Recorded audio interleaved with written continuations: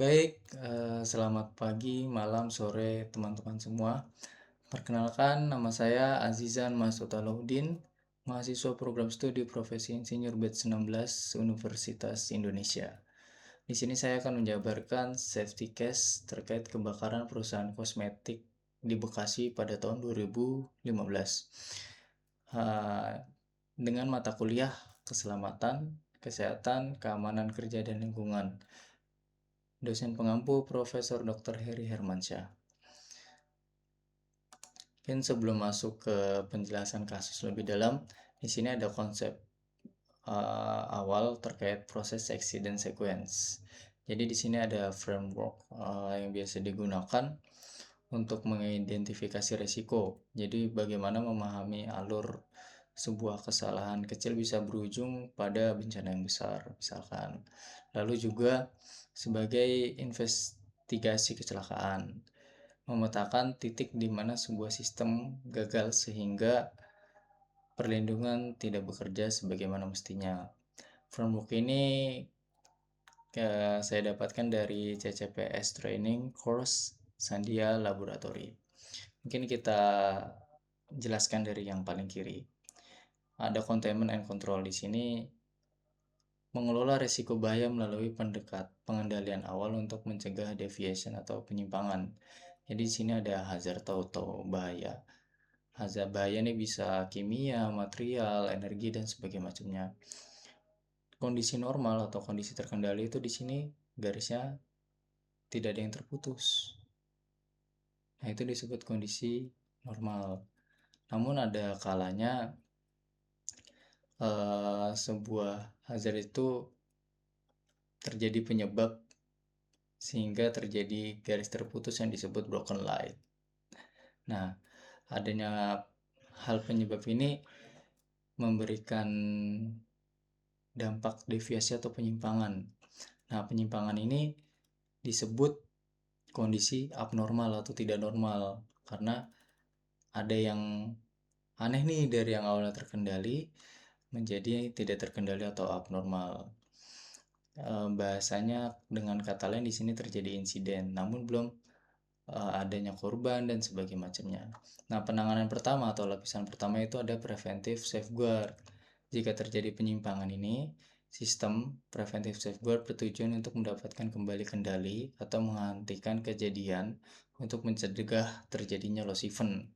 Jadi, lapisan pertama preventive safeguard ini untuk mencegah terjadinya loss event atau kecelakaan atau kerugian yang terjadi, sehingga ketika preventive safeguard ini bekerja dengan baik, akan kembali lagi ke posisi normal dan terkendali. Namun apabila preventive safeguard ini tidak bekerja dengan baik, akan menimbulkan loss event.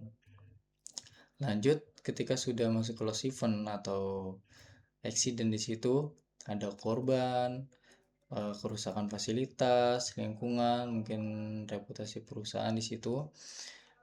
Lalu di situ juga masuk ke lapisan terakhir atau lapisan kedua yang disebut mitigative safeguard. Nah, di sini dampak dari loss event ini bisa ada yang termitigasi, ada juga yang tidak termitigasi. Jadi lapisan pelindungan mitigative safeguard bertujuan untuk mengurangi konsekuensi atau impact dampak setelah loss event terjadi, seperti itu. Oke, lanjut dari kejadian kasus kebakaran PT Mandem Indonesia atau PT Kosmetik di Bekasi. Kronologinya yang pertama, kebakaran terjadi pada hari Jumat tanggal 10 bulan 7 tahun 2015 sekitar pukul 9:30 waktu Indonesia Barat. Penyebab kebakaran karena adanya ledakan dari tersulutnya uap gas LPG yang bocor dari ujung flexible hose atau selang menuju satu unit mesin deodoran parfum spray filling line pada line 2. Lalu uap gas tersebut tersulut oleh elemen pemanas mesin dryer di line 2 di ruang finishing sehingga terjadi ledakan dan kebakaran pada line atau pabrik tersebut. Akibat kejadian tersebut, terdapat 28 orang karyawan meninggal dunia, 31 orang lainnya luka-luka, dan bangunan yang terbakar rusak seperti itu. Lalu dari kasus yang sudah kita ketahui tadi, kita coba petakan di sini. Di mana di sini untuk menginvestigasi kecelakaan, memetakan di titik mana sebuah sistem gagal sehingga perlindungan tidak bekerja sebagaimana semestinya. Yang pertama dari contaminant control, dari hazard tadi ter-highlight bahwa di situ ada gas LPG atau propellant gas, lalu juga mesin dryer dengan elemen pemanas. Tiba-tiba ada sebuah penyebab yang memberikan dampak deviasi atau penyimpangan. Penyebabnya itu sendiri karena kebocoran pada flexible hose atau selang gas LPG, sehingga terjadi penyimpangan gas LPG bocor ke ruang produksi dan konsentrasi gas meningkat di udara. Lalu ada lapisan perlindungan pertama yang disebut preventive safeguard, yang tujuannya untuk mengendalikan penyimpangan, mengembalikan ke posisi normal agar dapat bisa dikendalikan lagi. Di sini ada gas detector dan automatic gas shut off valve. Namun apa daya, ternyata preventive safeguard di sini tidak bekerja sebagaimana semestinya sehingga terjadi loss event. Jadi gas LPG yang terakumulasi tersebut tersulut oleh elemen pemanas mesin dryer sehingga terjadi ledakan besar dan memicu kebakaran. Loss eventnya di sini. Jadi ledakan dan kebakarannya terjadi lebih cepat dibanding dengan deteksi gas dan otomatis menutup katup gasnya seperti itu. Lalu dari loss event ini terdapat impact atau dampak yang bisa dimitigasi dan anti dan yang bisa dimitigasi dan tidak bisa dimitigasi.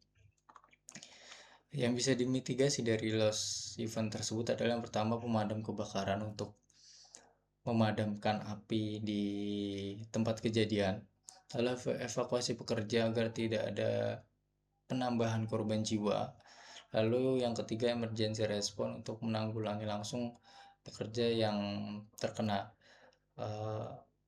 kerugian dari loss event tersebut. Lalu ada juga dampak atau impact yang tidak termitigasi.